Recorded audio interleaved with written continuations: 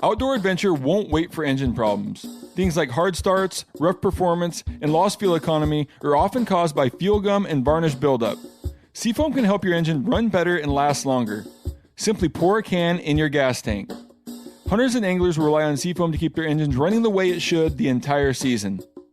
Pick up a can of Seafoam today at your local auto parts store or visit seafoamworks.com to learn more. There's nothing like snook hook sets at dawn or catching a tarpon in the moonlight. Find your next fishing trip made easy on fishingbooker.com and experience the magic of the Sunshine State or any other destination on your fishing bucket list. Book a blue water adventure in search of sailfish or go snapper fishing with the kids. With over 6,000 captains and trips to choose from, planning your next one just got a whole lot easier. Download the Fishing Booker app on the Google Play or App Store or visit them online at fishingbooker.com to book your trip today. As you know, the Meat Eater Live Tour is on April 23rd through May 5th. Chances are in a town near you. What you may not know is you can win tickets to each of these events just by going to a backcountry hunters and anglers pint night. There's going to be a pint night in each of these towns: San Diego, Salt Lake City, Tempe, Anaheim, Boise, Sacramento, Missoula, Portland, Tacoma, where you can compete in Meat Eater trivia and win not only tickets to the show, but a chance to be on stage with all of us. So get your butt to a pint night, and we'll see you on stage.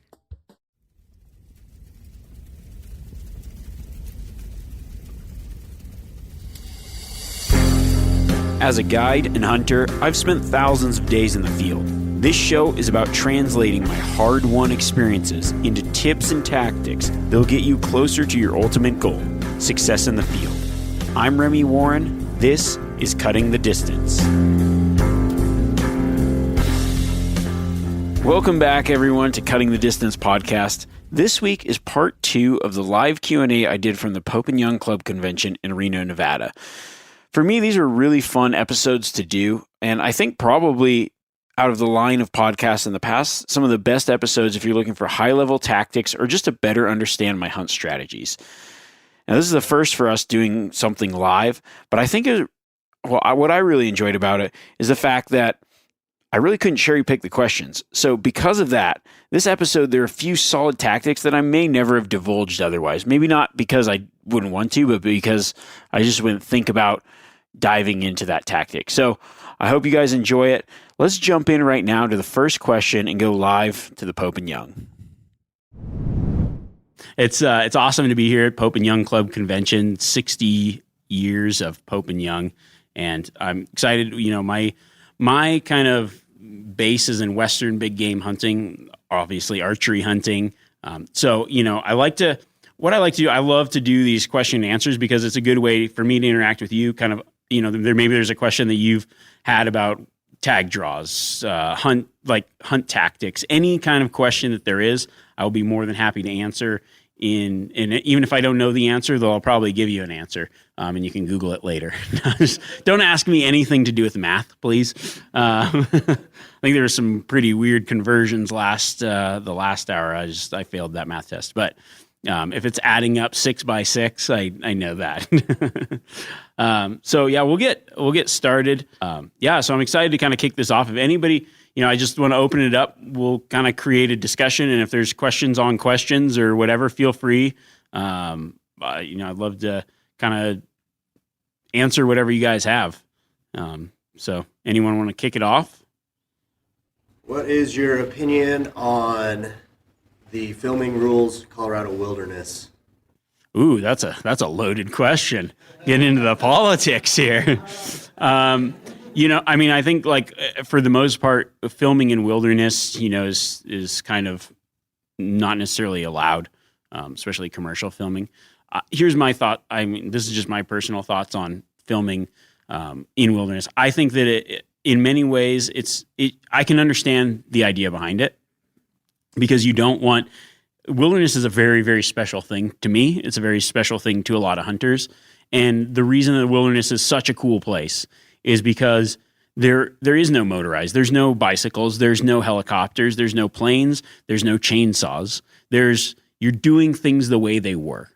And that to me is like the whole reason that I want to go into the wilderness. You know, I want to be in a place that's like everything else that's around. You get back there, it's how it was. And that's just an incredible feeling. And to be able to preserve and protect that is extremely important. Now, as a guy that loves to film and share and other things, I like the idea of being able to share those things with maybe people that can experience it or don't understand the appreciation of why we love the wilderness. There's so many people that see that thing on a map and it means nothing to them. And if it means nothing to them, I mean, I like to think that these kind of things can last forever, but I don't necessarily know that that's true. I mean, maybe 100 years from now, it's like, hey, that's where we get rid of that. You know, it's like, oh, that's a waste. So to be able to bring people in and share those experiences is really cool. But I also understand, like, you don't want a giant film crew coming in. You don't want this impact that's like, it doesn't really go with wilderness. So in my summation, I think if you do it my way, where it's just you and one camera, I think that that's okay. You know, a single person filming their own trip kind of thing. I think that's a really great way to share that experience of the wilderness.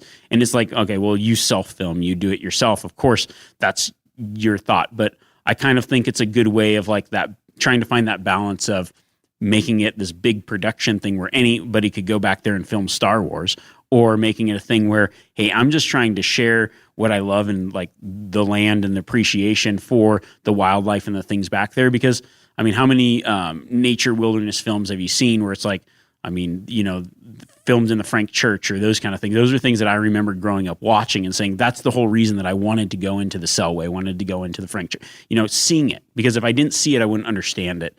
So to be able to see it first and then kind of get that dream, and that dream's kind of what promotes people to go in and check it out and preserve it and protect it and be able to share it. So that's a roundabout way of saying, like, I don't really know where I stand on it. I love wilderness, but I also like I like the idea of being able to share it. But that, yeah, hope that kind of answers the question. And I'm not super familiar with like the what's going on in Colorado wilderness, but I feel like it's probably fairly similar to kind of all wilderness. Is that kind of answer it? Awesome. Thank you. Anybody else? I mean, and I can also just start talking about things too. So I know you base yourself right out of the Reno area here. Yep. When did you start venturing out into other states and going into public land into other states? Yeah, I started fairly young. I mean, I think my first out of state hunt, I was 13. My grandpa lived in Montana, and so I spent all my summers up in Montana with my grandpa, and so that was kind of like my first, grew up hunting there with him. He actually moved up there when he was younger and started working as a guide and outfitter in the Bitterroot and the Selway Wilderness. And so, doing horse trips and all that kind of stuff.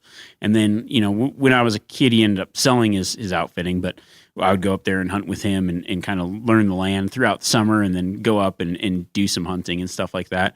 And that's actually how I started my outfitting business in Montana. That's why I was like, everyone's like, oh, you're from Nevada. Why in Montana? Well, I mean, I pretty much my entire life lived in both places to a certain extent and really knew that area really well because he was the type of guy that would just drive us up to the trailhead and say, okay, like the road up, and he'd say, all right, I'll meet you at the bottom.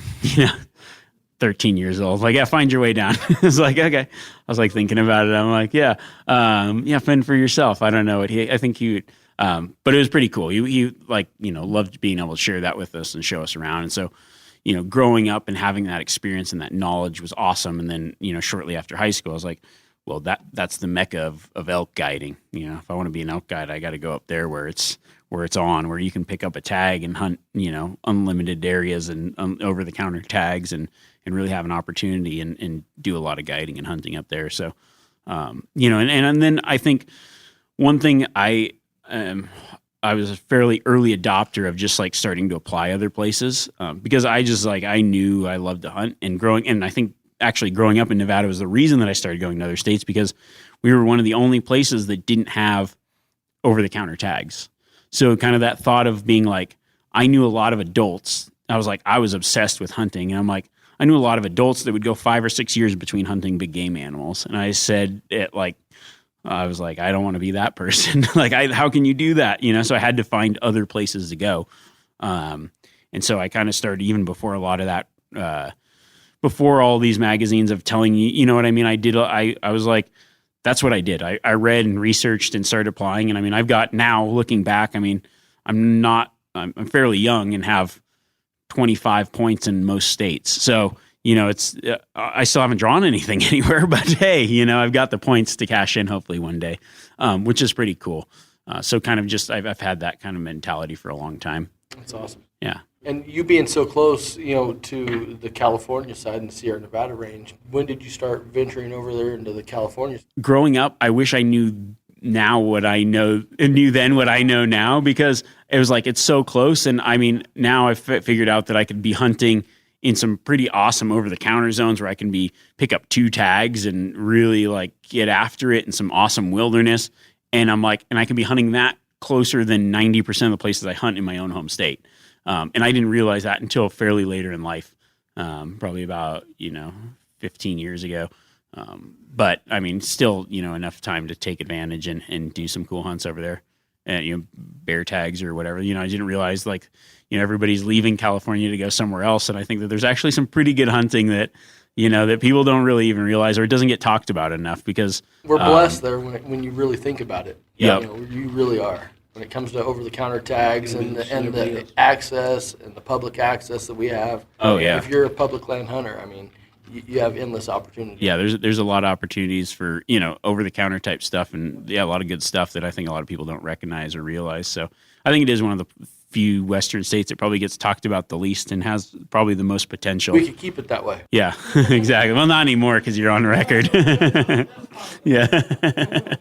Yeah. Anybody else? How long have you been an outfitter? That's a good question. So I started outfitting. Now it's a math question. Damn it! I told you no math questions. Okay, let me do the math. I was. Mine's pretty young. You can count on your fingers. Yeah. Okay. Let's see. 1 times 2 carry the 3. No. I have been outfitting for. I think this would be my 17th year. 17 years. Yeah. Wow. Yeah. That's great. Amazing. So, yeah, I pretty much right out. I started working for a guide right out of high school. And then let's see. And then I owned my own, I bought my own outfitting permits and took over an outfit, when I was 22 years old. So that's like not necessarily guiding, but like owning my own outfit, since I was 22. And I'm 36 now, so. Is there an age limit 15 years. when you can start guiding? 18. Okay. Yeah. What's your idea on tipping as far as a guide or as an outfitter guide? Okay, so 3 times the price of the hunt. Just kidding. As a guide. No, I think that's a really good question. Now, if I'm the one going on the hunt, I think 10%. No. You said 10%? Yeah, I think it really just depends on. It depends on a lot of factors, because it is one of those things. It's like, I do know, like, living off of tips is actually very true, as a guide. And one of the things is, like, there's guides that will bust their ass and do everything they can, whether you get something or not. They really, really put in the time, and you're like, man, this guy's making $1.25 an hour, and it'd be awesome to like help this guy out. And then there's guides that, I've seen them. I've worked in camps where guides, like, they don't give a rip. You know what I mean? And they should probably get 0%. So I think kind of a standard, an industry standard, kind of is around that 10% range. But it also depends on the price of the hunt. Because I think if you book a really expensive sheep hunt, that doesn't necessarily mean that the tip is generally more, but it doesn't always, you might have a $2,500 elk hunt where the guy really just busted his ass, and the tip might be $500 to $800, and then the same type of thing where it's a sheep hunt and you went on one day, and doesn't necessarily mean that it's a $4,000 tip. Could be. Those sheep guides are like, this guy, this a-hole. But I think it just depends kind of on your experience and a lot of other things. Yeah, but as knowing as a guide, it's definitely appreciated. And as an outfitter, it's the background of it it's the honest truth. I want to make sure that the guys that work for me and, they're all guys that really put it out there. And so when a client comes and they're like, I ask the guides, how did you get tipped this week? Because if a guy's low, then like when they go, hey, can we come back next year? The answer is like, nah, sorry. Like we're already full. We're booked, It is. So it's like, if you want the good guides and keep coming back, you want to be the guy that they want to take out. I mean, unfortunately, that's just how it is. Oh, what's your favorite hunt you've been on? My favorite hunt that I've been on. That's a good question. There's so many. If I think about it, there's so many. Like every hunt, I love every hunt. That's kind of a stumper. I really do love hunting mule deer. One hunt that kind of comes to mind as like a hunt that, and I told a little bit different hunt in the last group, but mule deer is kind of one of my passions. Early season mule deer. One of my first bow hunts, I found a buck that I knew would have been an archery world record. And it was a giant mule deer. And I hunted that mule deer I did my first solo trip. It was 30 days. And I was hunting one buck. And I hunted that one buck for over 100 days over the course of 4 years. I never killed that buck. I had an opportunity at him. I missed that buck. It's a sad story, but I did actually miss that buck. I never had anybody to tell me about archery. I knew nothing about archery. There wasn't all this information. I knew nothing about angles and shooting different. It was a 55-yard shot off a cliff, and that buck looked up. I didn't know to aim low. I aimed. He jumped the string, and that arrow went right over his back. And then that was toward the end of the trip, and his friend came out, like a smaller buck, the smallest buck in the group. And I thought like to myself, I was like, I just, at that point, you put in some time and I said, okay, I'm going to come off the mountain with a deer. And I shot that deer, and it was like a 175-inch 4x4, which I was like, that was the smallest buck in that group of 10 deer. So it was a pretty good zone. But I always remember that kind of hunt and that experience because I learned a lot about mule deer during that time that I spent. I really learned like their habits, their patterns, what early season mule deer do. And I think that and then I spent the next 3 years not filling any tags and hunting the entire season. And I never saw that big deer those other 2 seasons, but I learned so much about hunting and so much about backcountry wilderness survival. To go out, put a backpack on and not come back for a month is like, I would do restocks or whatever, but I just learned a lot about wilderness skills and getting bushy and deer and hunting. And I feel like those years really probably made me the hunter that I am today. So that was a really cool experience and probably one of my most memorable hunts spanned over the course of a few years in interaction with a really incredible buck. Yeah. Oh, yeah, go for it. What's your thoughts on expandable versus fixed blade? Oh, I knew that question was going to come out. Expandables versus fixed blades. I don't know. So far, the last session, everyone was on my side. I am a fixed blade guy for a lot of reasons. I like when I shoot at something, I want my arrow to go through it. It doesn't matter if it's grass, an elk. It doesn't really matter. A moose. Like I want that arrow to keep going. And I feel like I've tried many different expandables, and I feel like they're very circumstantial. I think I've had them malfunction on hard quartering away shots, and I've also had them malfunction or not go through shoulders.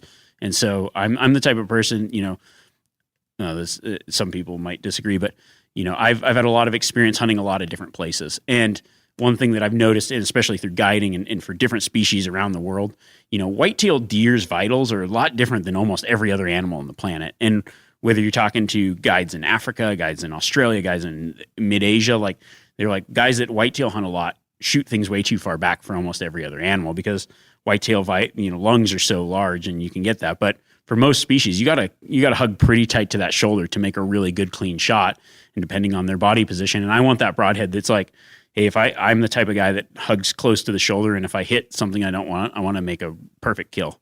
So I go with fixed blade pretty much 100% of the time. I have messed with expandables when I've got a bow that won't tune really good, and I know like I'll have a couple. It's like, okay, well, I'll use it for this hunt and just be cautious of grass and other things. But for the most part, And I hunt a lot of places. Well, I hunt Idaho quite often, so they aren't actually legal there. So do not want to have to change the setup. But if anyone wants to disagree with me, I'm good with that too. I see the benefit of the expandables as well, just for flights and arrow flight and leaving a pretty big hole. We've all seen plenty of gadgets and fads come and go, but here's one product that stood the test of time: Seafoam Motor Treatment. Lots of hunters and anglers know that Seafoam helps engines run better and last longer. It's really simple. When you pour it in your gas tank, Seafoam cleans harmful fuel deposits that cause engine problems. I'm talking common stuff like hard starts, rough engine performance, or lost fuel economy. Seafoam is an easy way to prevent or overcome these problems. Just pour a can in your gas tank and let it clean your fuel system. You probably know someone who has used a can of Seafoam to get their truck or boat going again. People everywhere rely on Seafoam to keep their trucks, boats, and small engines running the way that they should the entire season. Help your engine run better and last longer. Pick up a can of Seafoam today at your local auto parts store or visit seafoamworks.com to learn more. There's nothing like snook hook sets at dawn or catching a tarpon in the moonlight. Find your next fishing trip made easy on fishingbooker.com and experience the magic of the Sunshine State or any other destination on your fishing bucket list. Book a blue water adventure in search of sailfish or go snapper fishing with the kids. With over 6,000 captains and trips to choose from, planning your next one just got a whole lot easier. Download the Fishing Booker app on the Google Play or App Store or visit them online at fishingbooker.com to book your trip today. You ever get that feeling you're stuck inside staring at screens and a primal urge kicks in? You crave wide open spaces, fresh air, the chance to connect with the land. Well, maybe it's time to find your own piece of the wild, but searching for property can be a maze. That's where Land.com comes in. They got millions of listings across the country, from mountain ranches to hidden fishing holes. Their search tools are like a seasoned guide helping you narrow down what you want. Land.com isn't just about buying and selling. It's about finding a place to hunt, fish, explore, or simply sit by a campfire and listen to the crickets. So head over to Land.com today to turn one day into today, because trust me, there's nothing quite like the feeling of standing on your own piece of earth. With that being said, what fixed blade broadhead do you shoot currently? So I've shot the Montex for a very long time. I like that. I just started messing around a little bit with a bunch of different two blades because just hunting in Australia quite often, we would use two blades over there for the bigger animals like like buffalo, because you get that. A part of it would be like a thick rib, and the same factor could go in with the shoulder. If you've got to crack that rib that extra time, that three-way, it's a lot easier to break through a rib just with that single line than double cracking a rib. So the same kind of philosophy with shoulder blades. If you hit an elk shoulder with a three blade, it's losing that energy. So a two blade will potentially penetrate further. I kind of also like the idea of just like, it's a little more back how it was, two blade. It's like we kind of like I go through, and I'm sure a lot of hunters do this. Like you go through this phase of like going and following all the trends and trying all the new stuff, and then you peak, and then you're like, I just want to go back to my basics and grab my longbow and grab my two blade Zwickey broadheads and go kill something, because it all works. It's like in the end, it's kind of the same result. So it's a little bit of like personal preference and how you like to hunt and what you see benefiting you in many cases. Like if you're a guy that really loves the flight pattern of your expandable broadhead and you've had good luck with it and you're confident in it, and by all means shoot it, because it's really, for me, archery is more, it's about the hunting and about what I personally enjoy. And so I kind of go through these phases of like this and that and trying different things. But right now I'm pretty sold on, just based on, kind of getting back to that two blade, I think is, and I've gone two blade and four fletching, and I found that it's actually flying. Those arrows are stabilizing really quick, and I'm getting a lot better. It's a lot easier to tune for me. So that's what I found just recently. It's kind of a new change, but cool. Yeah. Do you have any tips for hunting cow archery? Yeah. So cow elk archery. I mean, is it early or when's the season? Like August? Yeah. More of like a desert. Yeah, I think the thing about, so that is like, when you think about hunting, so I actually kind of think about hunting cows and bulls as they're the same species, but they're two different animals, depending on the time of year. The cows are really like the safety net of the herd, and they're actually quite a bit more patternable because that's how they find safety. So they're herd animals. Elk, like, their protection is in that herd, and actually the cows, the matriarch of the herd, runs that herd up until the rut, and the bull thinks he's running it, but it's really going to be a cow. So there's like, what happens is you can actually find patterns in what the cows do to find safety, but they also have to do all those things they need to survive, which is the food, the water, and then the shelter. And those cows have that down because they're looking out for all the other cows in that group. So what I like to do anytime I'm hunting something is I think about the big picture, like what do these animals need? What are they doing? How do they stay safe? And then how can I exploit that? In an area you're talking about, it's a little bit drier. So you're like, okay, what are those elk going to be tied to in that area? So I'm narrowing like anything that I hunt, it's big picture down to like specific areas, like specific things. So in that particular area, it's a little bit drier. So I would actually start my hunt focused on water. And you're going to find that the cows are going to be the ones that lead the herd to that water. They're going to be doing it regularly, and there can be a little bit more patternable. So I would actually focus on water sources, finding sign and tracks and productive water sources, and then probably sitting water or hunting in and around that like water area, because they're going to be going, especially early season, they're going to be hitting that water pretty often, and they're going to be on a better pattern. And so I just exploit that pattern and exploit that weakness. Now, if you're say a September hunt, in maybe like for cow elk in say Colorado, where there's like mountain hunt or something, and it's a lot more water, then I'd probably actually change my tactic, and I'd say, well, what's the thing missing here, or what do these elk have that? What's that one thing that might be able to kind of pinch point and figure out what those particular elk are needing at that time, and kind of base it on the season and the other things. So for your particular instance, I would definitely focus starting on water and then figuring out that habitat around there where they're living, and either spot and stock that or even sitting water is a great technique. Yeah, so I will use cow calls for a couple things. It would be still hunting. I'll always have that cow call with me. This is any time of year from beginning of archery season through the end of rifle season. That cow call, not necessarily to call the animals in, but like one thing you'll notice is if you spook an elk, like sometimes even when you win them, when they wind you, but for the most part, let's say we're still like, you've got this area figured out, it's thicker, like there's some pretty good PJ in that area, like pinyon juniper country, it's thick. You might have to do a little bit of still hunting, but you found a water source and you're like, look, they're hitting this at night. It's clear. They aren't coming in here in the day. So they're in that area. You might have to still hunt through the timber. I'll just sneak around and like, let's say you bump a bedded cow in the middle of the day. As soon as she takes that first step, stop. Elk will stop, I would say 99.99% of the time if you hit that cow call right off the bat, because their first reaction is something spooked, but I heard an elk, so it was maybe an elk. Because elk are that herd animal, they're used to sound, and they're used to other animals around. So if they think that sound that they heard was another animal, or another animal is saying, oh, it's okay, they'll stop and take a look. And sometimes you can just sit down or wait. They'll calm back down, and then you can make a stalk in. There's been a lot of times where I've been, a cow hunt or even a bull hunt, bumped something out of the bed that I knew was like, hey, at least I'm hunting into the wind. They didn't wind me. Maybe they heard or saw something. I hit that, and they just think like, oh, that's just another one of us in the herd. They calm back down, and you can generally get a shot, or be patient and see what else happens. Now, you can also I've used like that, a cow call while hunting cow elk, to call them in. And I've done that in like September and other times.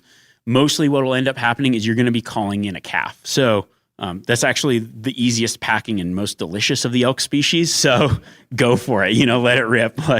But generally, or if you're like, it's not as easy. It depends. Like if the herd gets busted up, they should start talking again, and you can actually call them in with like a more mature cow sound, like a longer drawn out sound. I'll even use that. It seems weird, like a more of an estrus whine call outside of the rut. People will be like, well, that's just an estrus sound.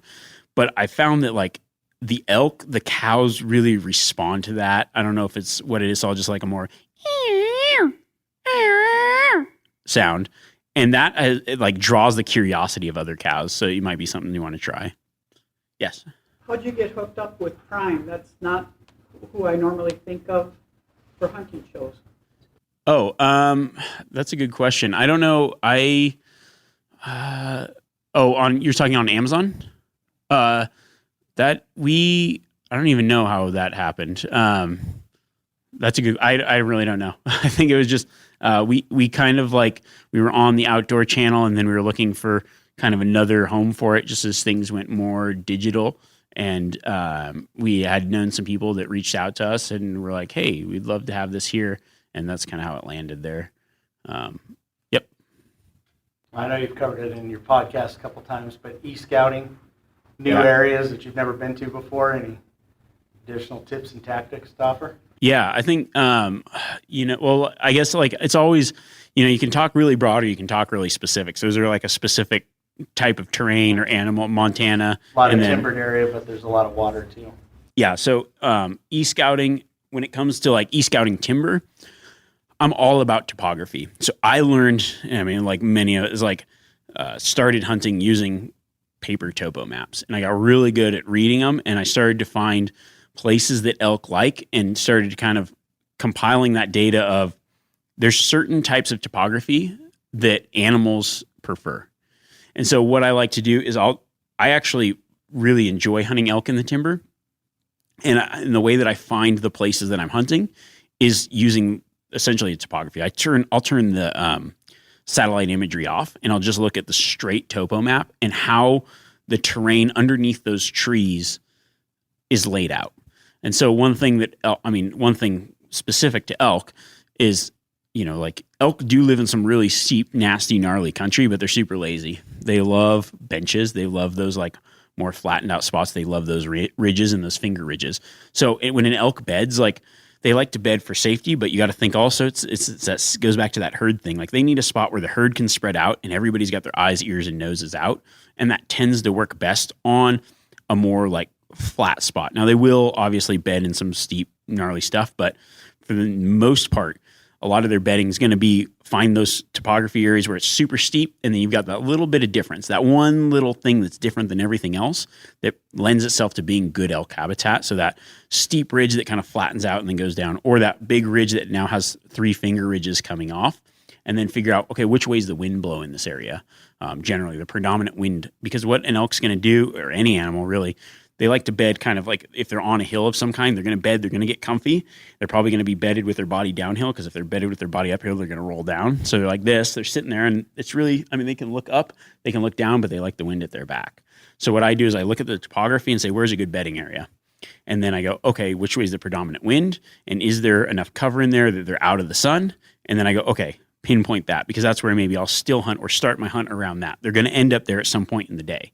What are they doing outside of that? So now I'll go from that topography of like, okay, that's a good zone. Then I'll switch to that satellite image and say, okay, now where's the feeding there? Is there a small meadow in this area? And go, okay, well, they can either feed at that in the night or the morning. And then here's their bedding area. And now I've pinpointed an area to start my hunt. And that's like one of the ways that I like to do that. Another feature that I like to look for is like anything that makes this like dome, like a head basin. It doesn't have to be an actual head basin, but it's like the topographical motion of what would look like a head. So it's creating a bowl effect. Now, the reason that's really good is what it does is it lends the animals multiple options for safe bedding. So because as the wind changes, they might want a different bedding area. So instead of having to go all the way around, so you'll see, I've hunted places where it doesn't have that feature and the wind's not the predominant way, and you see them feeding, and then you watch those elk, like if it's an area where you can see real well, they will go 5 miles and go bed on the other side of the mountain where they feel safe. But if you've got that shape like this, what happens is if the wind comes from another direction, they can easily access bedding areas based on the wind without having to move really far from that feed water cover that they're used to. So everything's like it's a micro habitat where they can kind of focus in on that. So I look for those because I know that most animals, not antelope, a lot of animals kind of gravitate toward those areas. So that's always something that I look for as well. Can you answer the same question for like a Northwest Colorado mule deer hunt? Is their behavior similar? Yeah, so Northwest Colorado mule deer, what I'm looking for is similar habitat. Now that basin shape is actually like probably more important for mule deer than it is for elk. Elk are more long ridges, finger ridges in that slope. Mule deer are more head basin, even though elk will do that in the large, like you find that basin figure better in larger scale for elk and smaller scale for mule deer. One thing that I will do too, so I'll find those kind of topographical features that I'm looking for, and then I switch back to that satellite mode and I look for that habitat now for the mule deer. So I generally, like for me when I'm hunting mule deer, if it's not high country, if it's like more mid country, I look for that real sage stuff, a little bit more like high brush and other things where it's like they've got the food, they've got the cover, everything kind of close by. And I really try to key in on that. Another thing that I really like to do with mule deer, and I found that it really works well for everything, but in country that you can kind of glass and it's a more open country. You might find, you'll notice like anywhere, you'll find deer in a certain area. So you're like, okay, this pocket holds deer and that pocket doesn't. So what I do 3 things. I first mark it and I open up my map and I look at the topography of that, because I will then take that map and I will look for other topography in the unit that looks exactly like that. And you're going to find that you're going to start finding deer in those areas. And there's a lot of reasons behind that. So the first is, and it might not be something that you even immediately think of, but there might be some kind of plant or food or something that they like that lends itself to that topography based on the way the sun is, the way the sun hits it, the way the water sheds off the mountain, and then the way that the sun hits it as well. And so I kind of found this little tactic by accident. One place in Montana where I was like, okay, I was finding mule deer in these certain, I guess it was actually a September, this north face, but that head basin thing, a little bit wetter, a little bit more gradual. So it was like steep, then sloped down. So what was happening, the water was coming in, and it was kind of seepy in the bottom of that. I'm like, okay, well, there's water kind of everywhere. Why here? And I start glassing, and it was like a burn area. And then I start noticing, and it's like, well, what's in this burn area? There's a lot of fireweed and then a lot of elderberry. And I realized that elderberry was like crack cocaine for these mule deer. And it clicked. And I started looking for those places on the topo map. I would go there and I'd find that elderberry and I'd find those mature bucks. And it was just like, and it's only a 1-2 week season window in September. And I found more like big mule deer in this archery season during that time in those areas. And so year after year, and then as the water changes, it would change, but I'd find where the animals are while I'm out there and then try to replicate it throughout the unit. And that gives you more places to focus in on. And especially when you start finding mature deer, because there's something that mature deer have, like they live in an area. And it's like, there's a reason I always say like birds of a feather flock together. You find mature animals maybe in a certain place and they're kind of all together. It's like, because they can survive there, they can get the age, they can get whatever.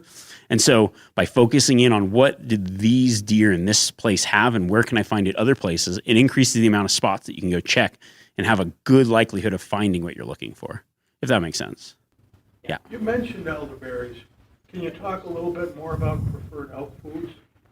Yeah. If you're familiar with the plant types and species? Yeah, so elk are grazers. And whereas like deer, moose are browsers. They digest their food completely different.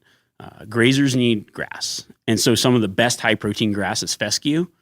So I really try to focus on those south-facing slopes that have that fescue. It'll be like anytime there's a timber pocket, it's like open meadows. And sometimes, depending on where you're at, you'll be like, oh, here's a meadow. But what kind of grass is in that meadow? Because some really wet meadows have grass, but it's not really high forage grass. So actually sometimes those more drier, higher slopes on the south-facing slope, they get a lot of sun. They actually are really good at holding that fescue, and it's a pretty good high protein grass that elk kind of gravitate toward because it's like they get more pound per munch. And so I try to find those areas. It's like open areas, more grass, and you're going to find probably more elk in that kind of country if it's in where you're at, But primarily focusing on grass. It doesn't matter where you are. Focus on grass for elk for sure. I appreciate you all tuning in this week. Next week is going to be our final installment of the live Q&A, so you won't want to miss that. I think there's a lot of great questions asked and answered still that you're going to learn some things from. So make sure to tune in next week and check that out. Also, don't forget to send me your own questions At Remy Warren on Instagram is the easiest way to do it. Send me a direct message. And for future podcasts of Q&As, I'll be using those, but also I'll be using it to kind of drive the discussion and the topics for the next few podcasts in the coming months as we prepare for the season. So until next week, I want you all to keep the hunt alive. Yes, that was a live punt to end the podcast.